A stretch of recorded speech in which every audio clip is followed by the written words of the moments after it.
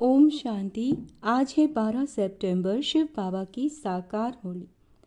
आज मीठे बाबा कहते हैं, तुम्हारी पढ़ाई का सारा मदार है योग पर। योग से ही आत्मा पवित्र बनती है, विकर्म विनाश होते हैं। प्रश्न: कई बच्चे बाप का बनकर फिर हाथ छोड़ देते हैं, कारण क्या होता है? उत्तर: बाप को पूरी रीति न पहचानने के कारण, पूरा निश्चय बुद्धि न होने के कारण 8-10 वर्ष के बाद भी बाप को फारकती दे देते हैं, हाथ छोड़ देते हैं। पद भ्रष्ट हो जाता है। क्रिमिनल आई होने से माया की ग्रहचारी बैठ जाती है। अवस्था नीचे ऊपर होती रहती है तो भी पढ़ाई छूट जाती है। ओम शांति। रूहानी बच्चों प्रति रूहानी बाप समझा रहे हैं। अभी समझते हो कि हम सब रूहानी बेहद के बाप के बच्चे हैं। इनको बाप दादा कहा जाता है। जैसे तुम रूहानी बच्चे हो, वैसे ये ब्रह्मा भी रूहानी बच्चा है शिव बाबा का। शिव बाबा को रथ तो जरूर चाहिए ना, इसीलिए जैसे तुम आत्माओं को ऑर्गन्स मिले हुए हैं कर्म करने के लिए, वैसे बाबा कहते वैसे शिव बाबा का भी ये रथ है, क्योंकि ये कर्म क्षेत्र है जहाँ कर्म करना होता है। वह है घर जहाँ आत्माएं रहती हैं। आत्मा ने जाना हमारा घर शांति धाम है, वहाँ ये खेल नहीं होता, बत्तियाँ आदि कुछ नहीं होती, सिर्फ आत्माएं रहती हैं। यहाँ आती हैं पाठ बजाने। तुम्हारी बुद्धि में है ये बेहद का ड्रामा है। जो एक्टर्स हैं उन्हों की एक्ट शुरू से लेकर अंत तक तुम बच्चे नंबरवार पुरुषार्थ अनुसार जानते हो। यहाँ कोई साधु संत आदि नहीं समझाते।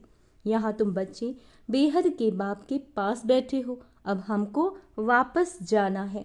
पवित्र तो जरूर बनना है आत्मा को, ऐसे नहीं कि शरीर भी यहाँ पवित्र बनना है। नहीं, आत्मा पवित्र बनती है। शरीर तो पवित्र तब बने जब 5 तत्व भी सतु प्रधान हो। अब तुम्हारी आत्मा पुरुषार्थ कर पावन बन रही है। वहाँ आत्मा और शरीर दोनों पवित्र होते हैं। बाबा कहते यहाँ नहीं हो सकते। आत्मा और शरीर दोनों यहाँ पवित्र नहीं हो सकते। आत्मा पवित्र बन जाती है तो फिर पुराना शरीर छोड़ देती है, फिर नए तत्वों से नया शरीर बनते हैं। तुम जानते हो हमारी आत्मा बेहद के बाप को याद करती है, वह नहीं करती है ना? यह तो हर एक को अपने से पूछना है। पढ़ाई का सारा मदार योग पर है। पढ़ाई तो सहज है, समझ गए कि चक्र कैसे फिरता है। मुख्य है ही याद की यात्रा। यह अंदर गुप्त है, देखने में थोड़ ही आता है। बाबा नहीं कह सकते कि यह बहुत याद करते हैं व कम। हाँ, ज्ञान के लिए बता सकते हैं कि यह ज्ञान में बहुत तीखा है। याद का तो कुछ देखने में नहीं आता, ज्ञान मुख से बोला जाता है। याद तो अजपा जाप। जाप अक्षर भक्ति मार्ग का है। जाप माना कोई का नाम जपना। यहाँ तो आत्मा को अपने बाप को याद करना है। तुम जानते हो हम बाप को याद करते करते पवित्र बनते बनते मुक्ति धाम शांति धाम में जाकर पहुँचेंगे। ऐसे नहीं कि ड्रामा से मुक्त हो जाएंगे। अच्छा, मुक्ति का अर्थ है दुख से मुक्त हो। बाबा ने क्या बताया? मुक्ति का अर्थ दुख से मुक्त हो, शांति धाम जाएं, फिर सुख धाम में आएंगे। पवित्र जो बनते हैं वो सुख भोगते हैं। अब पवित्र आत्माएं उन्हों की खिदमत करती हैं। पवित्र की महिमा है। बाबा कहते इसमें ही मेहनत है। आंखें बड़ा धोखा देती हैं, गिर पड़ते हैं नीचे ऊपर तो सबको होना पड़ता है। ग्रहचारी सबको लगती है। भल बाबा कहते बच्चे भी समझा सकते हैं। फिर कहते हैं माता गुरु चाहिए, क्योंकि अब माता गुरु का सिस्टम चलता है। आगे पिताओं का था, अभी पहले पहले कलश माताओं को मिलता है। माताएं मेजॉरिटी में हैं। कुमारियां राखी बांधती हैं पवित्रता के लिए। भगवान कहते हैं काम महाशत्रु, इस पर जीत पहनो। रक्षाबंधन पवित्रता की निशानी है। वो लोग राखी बांधते हैं, पवित्र तो बनते नहीं। वह सब है आर्टिफिशियल राखी, कोई पावन बनाने वाले नहीं। इसमें तो ज्ञान चाहिए। अभी तुम राखी बांधते हो, अर्थ भी समझते हो। ये प्रतिज्ञा कराते हैं, जैसे सिख लोगों को कंगन निशानी होती है, परंतु पवित्र तो बनते नहीं। पतित को पावन बनाने वाला सर्व का सद्गति दाता एक है, वह भी देहधारी नहीं है। पानी की गंगा तो इन आँखों से देखने में आती है। बाप जो सद्गति दाता है उनको इन आँखों से नहीं देखा जाता। क्या कहा है बाबा ने? बाबा यानी शिव जो सद्गति दाता है उन्हें इन आँखों से नहीं देखा जाता। आत्मा को कोई भी देख नहीं सकते कि वह क्या चीज़ है। कहते भी हैं हमारे शरीर में आत्मा है, उनको देखा है? कहेंगे नहीं। और सब चीज़ें जिसका नाम है वह देखने में बाबा कहते ज़रूर आती है। आत्मा का भी नाम तो है। कहते भी हैं भ्रकुटी के बीच चमकता है अजब सितारा, अजब सितारा, परंतु देखने में नहीं आते। परमात्मा को भी याद करते हैं, देखने में कुछ नहीं आएगा। लक्ष्मी नारायण को देखा जाता है इन आँखों से। लिंग की भल पूजा करते हैं, परंतु वह कोई यथार्थ रीति तो नहीं है ना। देखते हुए भी जानते नहीं परमात्मा क्या है, ये कोई नहीं जान सकते। आत्मा तो बहुत छोटी बिंदी है, देखने में नहीं आती। न आत्मा को न परमात्मा को देखा जा सकता, जाना जाता है। परमात्मा को जाना जाता है बुद्धि से। अभी तुम जानते हो हमारा बाबा आया हुआ है इनमें, यानी ब्रह्मा बाबा में। इस शरीर की अपनी आत्मा भी है। वे परम पिता परमात्मा कहते हैं मैं इनके रथ पर विराजमान हूँ। इसलिए बाप दादा कहते हो। अब दादा को तो इन आँखों से देखते हैं, बाप को नहीं देखते हो। जानते हो बाबा ज्ञान का सागर है, वह इस शरीर द्वारा हमको ज्ञान सुना रहे हैं। वह ज्ञान का सागर पतित पावन है। निराकार रास्ता कैसे बताएंगे? प्रेरणा से तो कोई काम नहीं होता। भगवान आते हैं ये किसी को भी पता नहीं। शिव जयंती भी मनाते हैं तो जरूर यहाँ आता होगा ना। तुम जानते हो अभी वह हमको पढ़ा रहे हैं। बाबा इसमें आकर पढ़ाते हैं। बाप को पूरी रीति न जानने के कारण, निश्चय बुद्धि न होने के कारण 8-10 वर्ष के बाद भी फारकती दे देते हैं।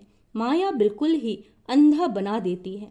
बाप का बनकर फिर छोड़ देते हैं तो पद भ्रष्ट हो जाता है। अब तुम बच्चों को बाप का परिचय मिला तो औरों को भी देना है। ऋषि मुनि आदि सब नीति नीति करते आए, आगे तुम नहीं जानते थे। अभी तुम कहेंगे हाँ हम जानते हैं तो आस्तिक हो गए। सृष्टि का चक्र कैसे फिरता है यह भी तुम जानते हो। सारी दुनिया और तुम खुद इस पढ़ाई के पहले नास्तिक थे। अब बाप ने समझाया तो तुम कहते हो हमको परम पिता परम आत्मा बाप ने समझाया, आस्तिक बनाया। हम रचता और रचना के आदि मध्य अंत को नहीं जानते थे। बाप है रचता। रचता कौन? शिव बाबा। बाबा कहते बाप ही संगम पर आकर नई दुनिया की स्थापना करते हैं और पुरानी दुनिया का विनाश भी करते हैं। पुरानी दुनिया के विनाश के लिए ये महाभारत लड़ाई है जिसके लिए समझाते हैं। उस समय श्री कृष्ण था। अभी तुम समझते हो निराकार बाप था, उनको देखा नहीं जाता। श्री कृष्ण का तो चित्र है, देखा जाता है।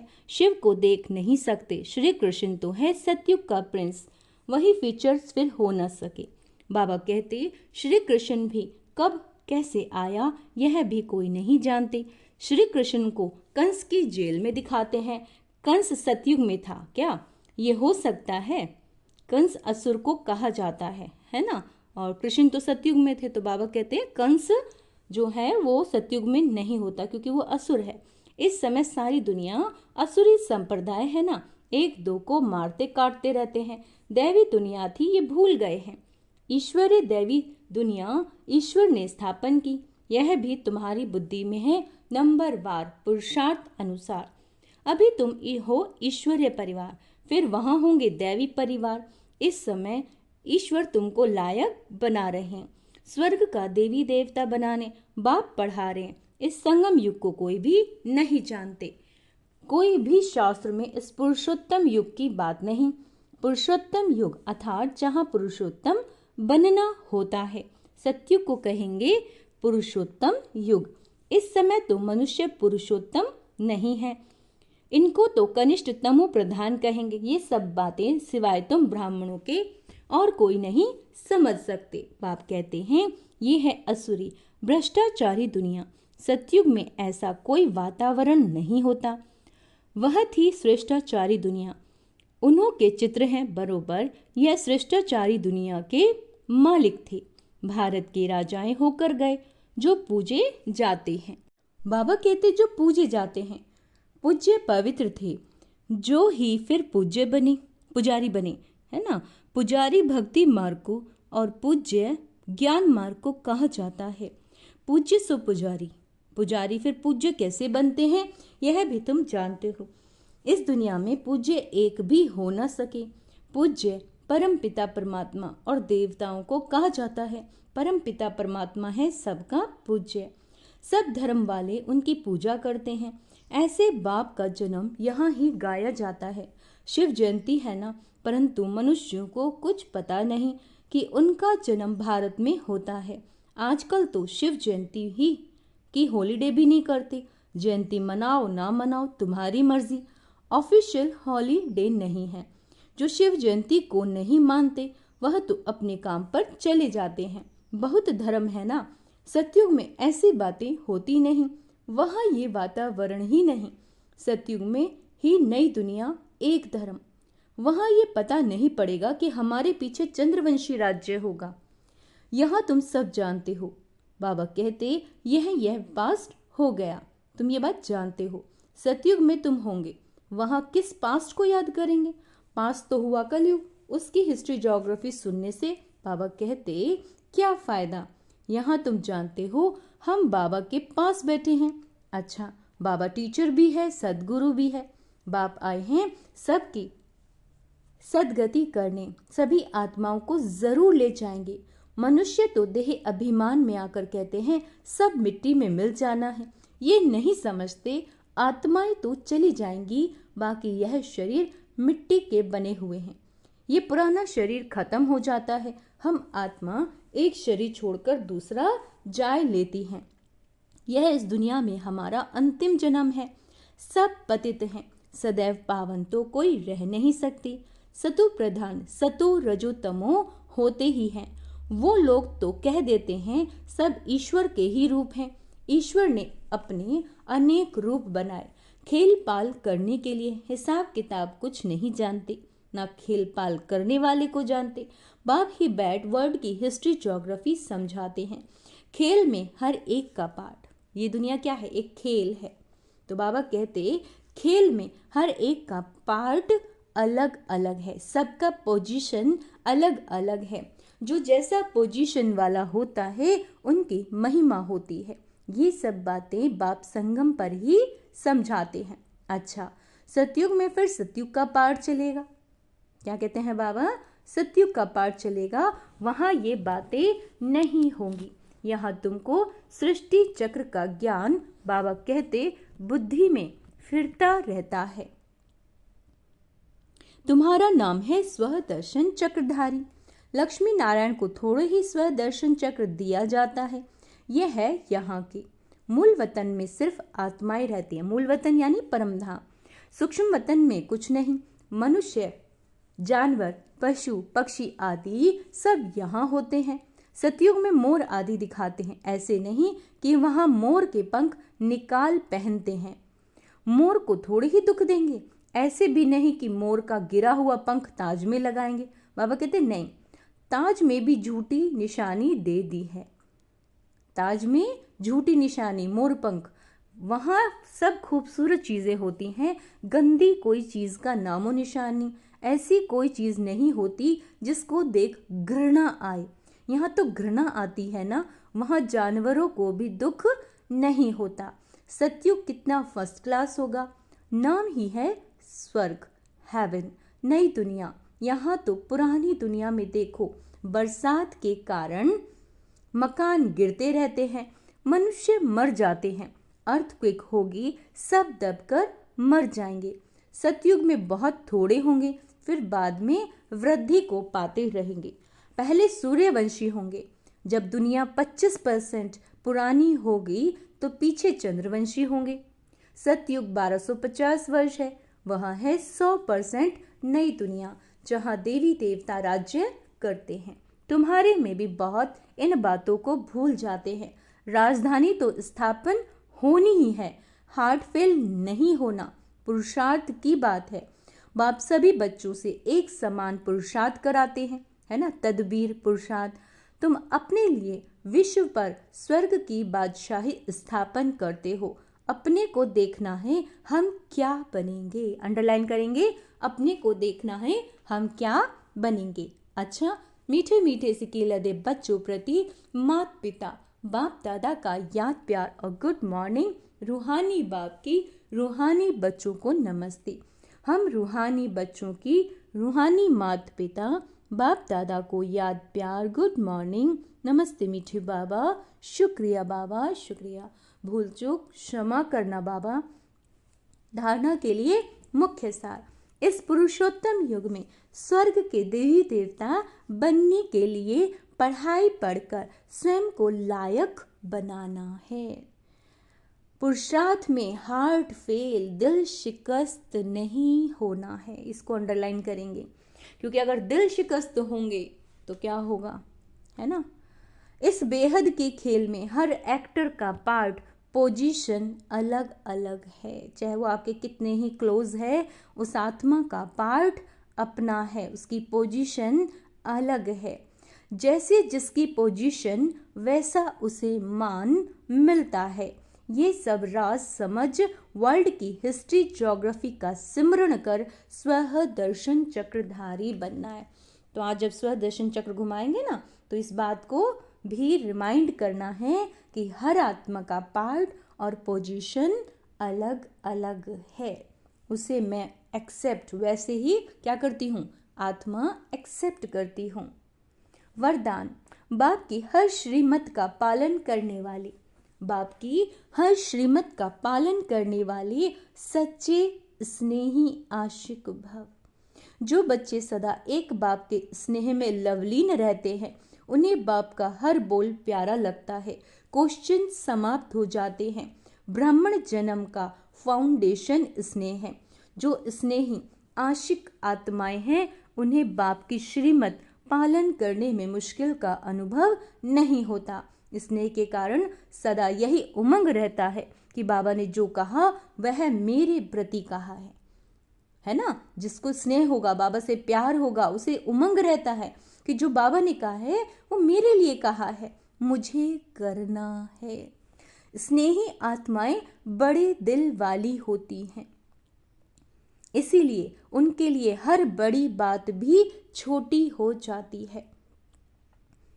स्नेही आत्माएं क्या होती हैं, बड़े दिल वाले, इसलिए बड़ी बात भी उनके लिए क्या हो जाएगी, छोटी हो जाएगी। स्लोगन, कोई भी बात को फील करना, कोई भी बात को, है ना, जिंदगी में लाइफ में कोई भी बात आ रही है इस संगम पर, तो उस बात को या किसी के कटु वचनों को, किसी भी बात को फील करना, यानी कि ये भी फेल होने की निशानी है। तो अभ्यास करेंगे। मैं मास्टर सर्वशक्तिवान आत्मा हूँ, फीलिंग मुक्त आत्मा हूँ। आज का अव्यक्त इशारा, अब लगन की अग्नि को प्रज्वलित कर योग को ज्वाला रूप बनाओ। ज्वाला स्वरूप की स्थिति का अनुभव करने के लिए निरंतर याद की ज्वाला प्रज्वलित रहे। निरंतर इसकी सहज विधि है। सदा अपने को सारथी और साक्षी समझकर चलो। आत्मा इस रथ की सारथी है। सारा दिन क्या याद रखना है, अपने को सारथी और साक्षी समझकर चलो। मैं आत्मा इस रथ में क्या हूँ, रथी हूँ। यह स्मृति स्वतः ही इस रथ यानी देह से व किसी भी प्रकार के देह भान से न्यारा बना देती है। स्वयं को सारथी समझने से सर्व कर्मेंद्रियां अपने कंट्रोल में रहती हैं। सूक्ष्म शक्तियां, मन बुद्धि संस्कार भी ऑर्डर प्रमाण रहते हैं। अच्छा, ओम शांति। तो आज हमें क्या अभ्यास करना है, याद रखना है कि मैं सारथी हूँ और साक्षी होकर इस ड्रामा को देख रही हूँ। मैं आत्मा इस रथ में रथी हूँ। तो ऐसा करने से क्या होगा, आपकी मन बुद्धि संस्कार, बाबा ने कहा जो कर्मेंद्रियां हैं आपके ऑर्डर प्रमाण चलेंगी। और बाबा ने कहा फीलिंग मुक्त बनो। फील करोगे तो फेल हो जाओगे। और बाबा ने कहा स्नेह में रहो। बाबा के स्नेह में रहोगे तो बड़ा दिल रहेगा और बातें छोटी हो जाएंगी। और बाबा ने धारणा में कहा था कि बच्चे स्वदर्शन चक्रधारी तुम्हें बनना है। हर एक्टर का पार्ट पोजीशन अलग है, उसको बुद्धि में रखना है, कभी भी दिल शिकस्त नहीं होना है ना। अच्छा, ओम शांति।